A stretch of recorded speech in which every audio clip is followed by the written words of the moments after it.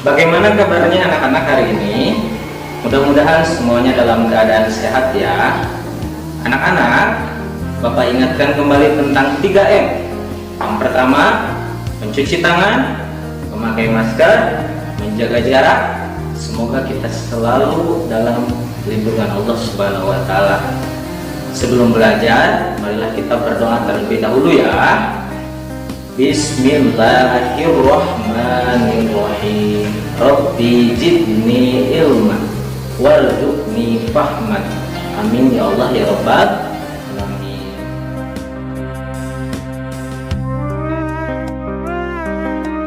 Sebelum masuk ke materi, Bapak akan menerangkan terlebih dahulu apa tujuan yang ingin kita sama-sama capai setelah mengikuti pembelajaran kali ini.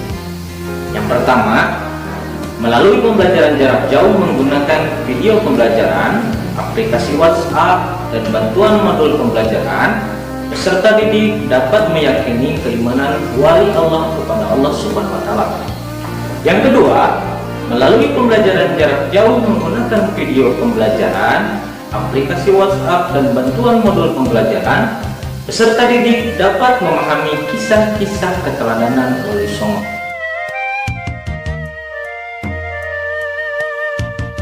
Anak-anak, hari ini kita akan belajar tentang Wali Songo.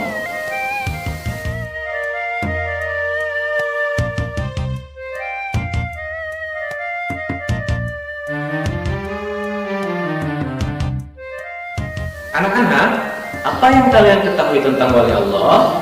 Siapa mereka dan apa sajakah keistimewaan mereka?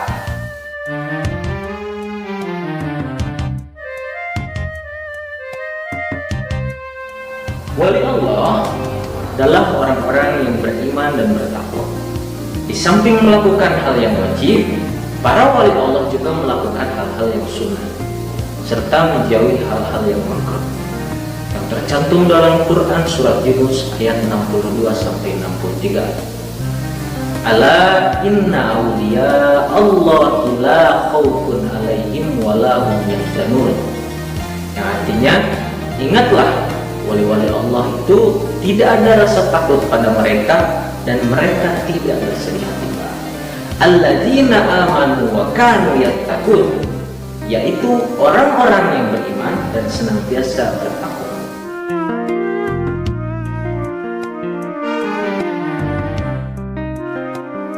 Nah, anak-anak, bagaimana keimanan wali Allah dan apa saja ketakwaan mereka? Keimanan wali Allah. Keimanan yang dimiliki wali Allah tidak dicampuri oleh kesyirikan. Mereka tidak mengakui kekuatan lain, misalnya batu, keris, tombak, senapan, dan lain-lain yang merupakan perbuatan syirik.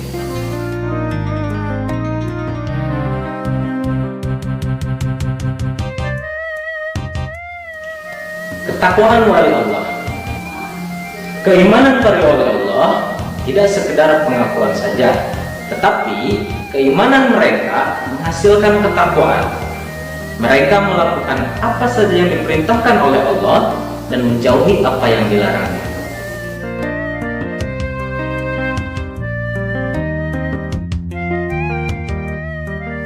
Anak-anak, yang termasuk wali Allah yaitu Wali Songo.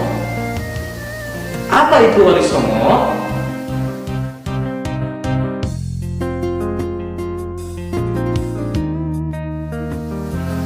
Wali artinya orang yang ditugaskan, sedangkan Songo artinya 9. Jadi Wali Songo artinya 9 orang yang ditugaskan.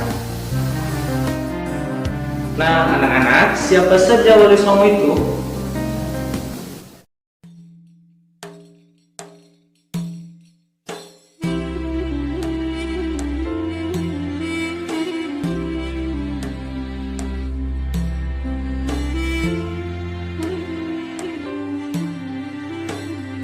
Yang pertama ada Sunan Gresik atau Maulana Malik Ibrahim. Sunan Gresik adalah keturunan langsung dari Muhammad SAW. Beliau adalah keturunan ke-22 dari Rasulullah. Nasab Maulana Malik Ibrahim tercatat dalam ensiklopedia Nasab Ahlul Bait yang merupakan kumpulan catatan dari Syahid Baharuddin Ba'alawi Al-Husain. Ia lahir di Samarkand, Uzbekistan. Sunan Gresik banyak sekali dianggap sebagai wali yang pertama kali menyebarkan Islam di Pulau Jawa. Selain berdakwah, beliau juga mengajarkan cara baru bercocok tanam untuk mengambil hati masyarakat kebanyakan, yakni mereka yang tersisih pada akhir kekuasaan dari Majapahit. Karena krisis ekonomi dan juga perang saudara yang banyak membuat masyarakat Jawa pada saat itu menderita, Sunan Gresik membangun padepokan sebagai tempat menimba ilmu agama di lereng Gresik. Untuk mendapatkan hati masyarakat, sebagai pelengkap ia juga membangun masjid. Masjid ini adalah masjid pertama di Pulau Jawa dan masih berdiri hingga saat ini. Nama masjid tersebut adalah Masjid Jami Gresik. Sunan Gresik wafat tahun 1419 dan dimakamkan di Desa Gapura Wetan, Gresik, Jawa Timur. Yang kedua ada Sunan Ampel atau Raden Rahmat. Riwayat mengatakan bahwa Sunan Ampel adalah anak dari Ibrahim Zainul Al-Akbar. Ibunya adalah seorang putri Campa yang bernama Dewi Cendrawulan, binti Raja Campa terakhir dari dinasti Ming. Meski bukan yang pertama menyebarkan Islam di tanah air, Sunan Ampel sudah dianggap sesepuh oleh para wali lainnya. Ia memiliki pesantren di Ampel Denta, Surabaya, yang menjadi pusat penyebaran agama Islam tertua di Jawa. Beliau memiliki ajaran yang terkenal, yaitu moh limo atau tidak mau main judi, moh ngombe atau tidak mau minuman keras, moh maling tidak mencuri, dan moh madon tidak berzina. Beliau wafat pada 1481 Masehi di Demak dan ia pun dimakamkan di dekat Masjid Ampel, Surabaya.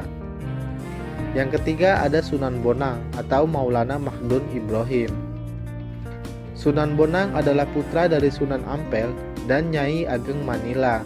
Semasa hidupnya, Sunan Bonang kerap berdakwah melalui kesenian agar bisa menarik masyarakat Jawa untuk memeluk agama Islam. Pernah mendengar lagu Wijil ataupun Tombo Ati yang dipopulerkan oleh Opik? Kedua lagu tersebut adalah hasil karya dari Sunan Bonang. Untuk menambahkan unsur Islami, Sunan Bonang memasukkan rebah dan bonang sebagai pelengkap dari gamelan Jawa. Oleh sebab itulah ia mendapatkan julukan Sunan Bonang. Sunan Bonang diperkirakan wafat pada tahun 1525 dan dimakamkan di daerah Tuban, Jawa Timur.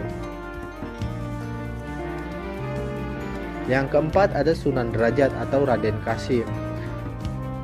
Selain Mahdul Ibrahim atau Sunan Bonang, Raden Kasim yang juga putra dari Sunan Ampel dikenang oleh masyarakat di seluruh tanah air sebagai Sunan Derajat. Dalam misinya untuk menyebarkan agama Islam di Indonesia, ia menggunakan kegiatan sosial sebagai ujung tombaknya. Ia merupakan orang yang mempelopori penyantunan anak-anak yatim dan juga orang-orang sakit. Selain itu, Sunan Derajat banyak sekali berdakwah kepada masyarakat umum. Ia sangatlah mengedepankan sikap dermawan, kerja keras dan juga meningkatkan kemakmuran rakyat sebagai pengamalan agama Islam. Sunan Derajat memiliki banyak peninggalan berarti seperti pesantren Sunan Derajat di Desa Derajat, Paciran, dan juga Lamongan. Ia juga meninggalkan gamelan Singomengko, alat musik yang sering ia mainkan. Kini gamelan tersebut disimpan di Museum Daerah Sunan Derajat, Lamongan. Yang kelima ada Sunan Kudus atau Jafar Shadiq. Sunan Kudus memiliki nama lengkap yaitu Jafar Shadiq. Beliau adalah cucu dari Sunan Ampel dan putra dari Sunan Ngandung bersama dengan Syarifah Ruhil. Berbeda dibandingkan dengan Wali Songo sebelumnya yang pada umumnya langsung menyentuh masyarakat umum untuk menyebarkan agama Islam. Sunan Kudus memiliki andil yang besar dalam pemerintahan Kesultanan Demak. Perannya adalah sebagai panglima perang, penasehat untuk Sultan Demak, mursyid harik, dan juga hakim. Target dakwah Sunan Kudus kebanyakan berada di kalangan kaum penguasa dan juga priai Jawa. Peninggalan Sunan Kudus yang terkenal hingga saat ini adalah Masjid Menara Kudus. Masjid ini memiliki keunikan karena arsitekturnya bergaya campuran Hindu dan juga Islam. Sunan Kudus banyak dipercaya oleh masyarakat wafat pada 5 Mei tahun 1550 di Kudus dan dimakamkan di sana. Yang keenam ada Sunan Giri atau Raden Paku atau Ainul Yakin. Sunan Giri adalah keturunan langsung dari Maulana Ishaq dan keturunan ke-23 dari Nabi Muhammad SAW. Selama hidupnya, ia menimba ilmu Islam dari Sunan Ampel dan bersahabat dengan Sunan Bonang. Peran besarnya dalam perkembangan Islam di Pulau Jawa adalah mendirikan pemerintahan mandiri di Giri Kedaton Gresik. Pemerintahan inilah yang selanjutnya memiliki peran sebagai pusat dakwah Islam untuk wilayah Jawa dan Indonesia Timur hingga ke Maluku. Sunan Giri diperkirakan wafat pada tahun 1506 dan dimakamkan di Desa Giri, Keboman, Gresik. Yang ketujuh ada Sunan Kalijaga atau Raden Said. Raden Said atau Sunan Kalijaga adalah anak dari Adipati Tuban yang bernama Tumenggung Wilatikta atau Raden Syahur. Beliau lahir pada tahun 1455. Beliau mempelajari agama Islam dari Sunan Bonang sebagai gurunya. Dari Sunan Bonanglah ia belajar menggunakan kesenian dan kebudayaan sebagai alat untuk menyebarkan agama Islam. Karena ia adalah orang pribumi, sehingga lebih mudah dalam berdakwah dengan masyarakat. Serta ia juga menggunakan kesenian tradisional sebagai metode berdakwahnya. Kesenian yang kerap ia gunakan untuk berdakwah adalah wayang kulit dan tembang suluk. Banyak masyarakat yang mempercayai bahwa tembang suluk lir-lir dan juga gundul-gundul pacul adalah hasil karya dari Sunan Kalijaga. Beliau wafat pada tahun 1585, artinya beliau memiliki umur yang panjang, yakni 131 tahun. Ia dimakamkan di Kadilangu, Kota Demak, Jawa Tengah. Yang kedelapan ada Sunan Muria atau Raden Umar Said. Raden Umar Said atau Sunan Muria adalah anak dari Sunan Kalijaga dan juga Dewi Sara. Nama Muria diperkirakan oleh masyarakat sekitar kota Kudus berasal dari nama gunung, yakni Gunung Muria. Gunung Muria itulah tempat di mana kini Sunan Muria dimakamkan. Gaya dakwah Sunan Muria ini pada umumnya mengambil metode yang digunakan oleh ayahnya, yaitu Sunan Kalijaga, yakni menggunakan kesenian. Namun, Sunan Muria lebih senang tinggal jauh dari hiruk-pikuk kota dan tinggal di daerah terpencil untuk menyebarkan agama Islam. Ia juga turut mengajarkan cara bercocok tanam, jual beli, dan melaut kepada rakyat jelata. Sunan Muria diperkirakan wafat pada tahun 1550 dan dimakamkan di daerah Muria, Jawa Tengah. Yang kesembilan ada Sunan Gunung Jati atau Syarif Hidayatullah. Syarif Hidayatullah adalah anak dari Nyai Rara Santang, putri dari Raja Pajajaran, yaitu Raden Manah Rarasa. Nama ayah Sunan Gunung Jati adalah Sultan Syarif Abdullah Maulana Huda, tokoh Mesir keturunan Bani Hashim dari Palestina. Sunan Gunung Jati belajar agama dari berbagai negara. Sejak usia 14 tahun, ia sudah belajar agama dari para ulama di Mesir. Sunan Gunung Jati adalah satu-satunya wali yang menjadi kepala pemerintahan. Ia mendirikan Kesultanan Cirebon atau dikenal dengan Kesultanan Pakuwati dengan restu dari para ulama lainnya untuk menyusun berdirinya Kesultanan Bintoro Demak. Ia memanfaatkan posisinya untuk menyebarkan agama Islam dari pesisir Cirebon hingga ke pedalaman Pasundan. Di usia ke-89 tahun, Sunan Gunung Jati mengundurkan diri dari pemerintahan agar lebih fokus untuk berdakwah. Tampuk kekuasaan pun diserahkan kepada Pangeran Pasarean. Ia meninggal di tahun 1568 pada usia ke-120 tahun dan dimakamkan di Gunung Sembung, Gunung Jati. Demikianlah materi tentang kisah dan cerita sejarah dari Wali Songo beserta dengan silsilah dan juga peninggalannya. Semoga informasi ini bisa bermanfaat. Nah, anak-anak, itulah 9 wali Allah yang berdakwah menyebarkan agama Islam dengan menggunakan caranya masing-masing. Beliau menyebarkan kebaikan dan senantiasa menjunjung tinggi keimanan serta ketakwaan. Mudah-mudahan kita semua dapat mencontoh Wali Songo dalam kebaikan ya. Amin.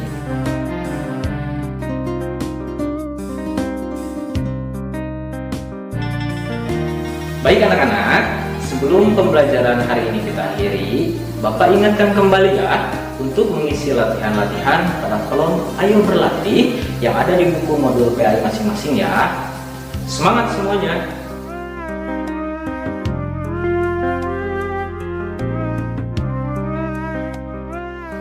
Anak-anak, untuk pelajaran kali ini telah selesai.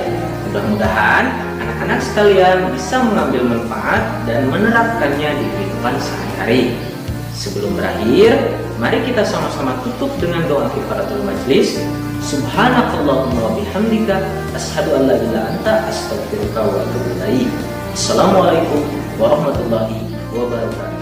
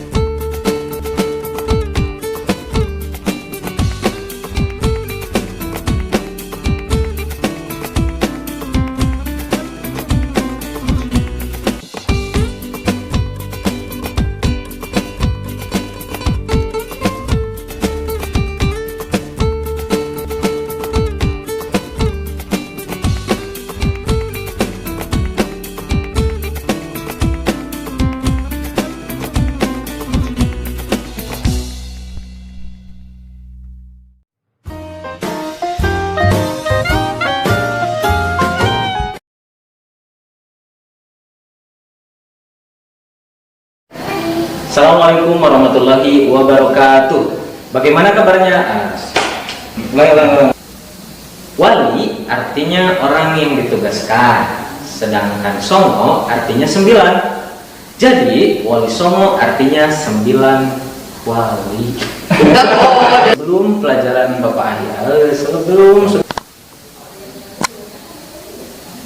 untuk pelajaran kali ini telah Untuk pelajaran kali ini telah selesai. Ulangi.